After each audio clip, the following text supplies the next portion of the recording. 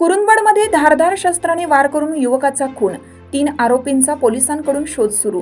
सिद्धार्थ चौकात काल मध्यरात्रीच्या सुमारास अक्षय दीपक चव्हाण वय 26 या तरुणावर अज्ञात 3 हल्लेखोरांनी धारदार शस्त्राने हल्ला केल्याची धक्कादायक घटना घडली आहे।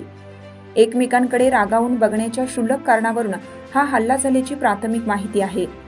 मिळालेल्या माहितीनुसार मध्यरात्री 12 वाजण्याच्या सुमारास सिद्धार्थ चौकात अक्षय चव्हाण आणि 3 अज्ञात व्यक्तींमध्ये काही कारणावरून वाद झाला। हा वाद विकोपाला जाऊन आरोपींनी अक्षयवर धारदार शस्त्राने प्राणघातक हल्ला केला। या हल्ल्यात अक्षय गंभीर जखमी झाला असून त्याला तातडीने मिरज मिशन हॉस्पिटलमध्ये उपचारासाठी दाखल करण्यात आला आहे। या घटनेची माहिती मिळताच पोलिसांनी तात्काळ हल्लेखोरांच्या शोधासाठी 3 पथके रवाना केली आहेत।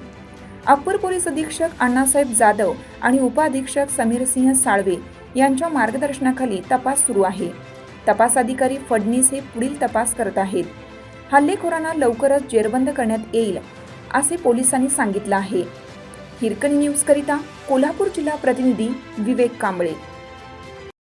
चालू घडामोडींचे अपडेट्स जाणून घेण्यासाठी आपल्या हिरकणी न्यूज चॅनलला सबस्क्राईब जरूर करा, लाईक करा, कमेंट करा आणि शेअर करा।